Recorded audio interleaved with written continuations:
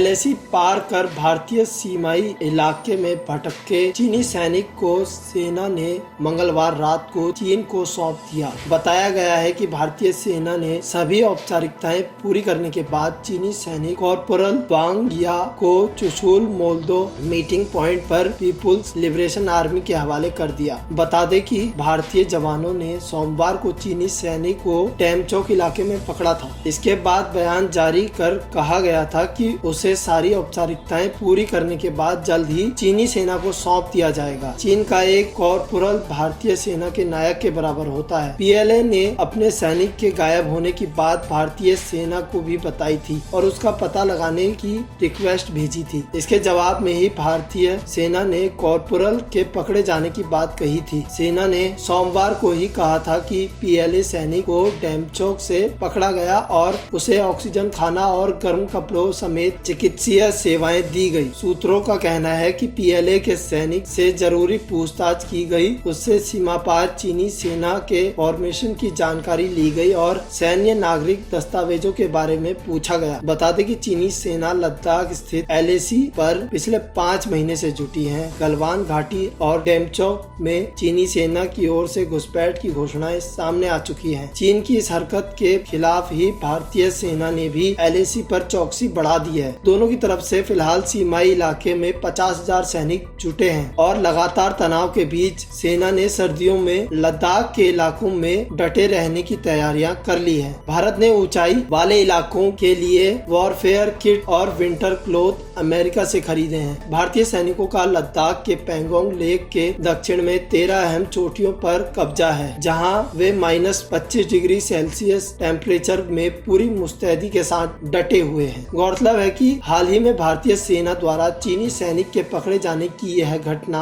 ऐसे समय पे हुई है जब दोनों देश एलएसी तनाव को सुलझाने के लिए कोर कमांडर स्तर की एक और बैठक पर विचार कर रहे हैं। बता दें कि अब तक दोनों देशों के बीच 7 राउंड की चर्चा हो चुकी है। इस बीच सीमा विवाद हल करने के लिए चुशूल में 12 अक्टूबर को कोर कमांडर स्तर की मीटिंग करीब 11 घंटे चली, लेकिन पहले की ही बैठकों की तरह इसमें भी कोई पुख्ता रास्ता नहीं निकल पाया।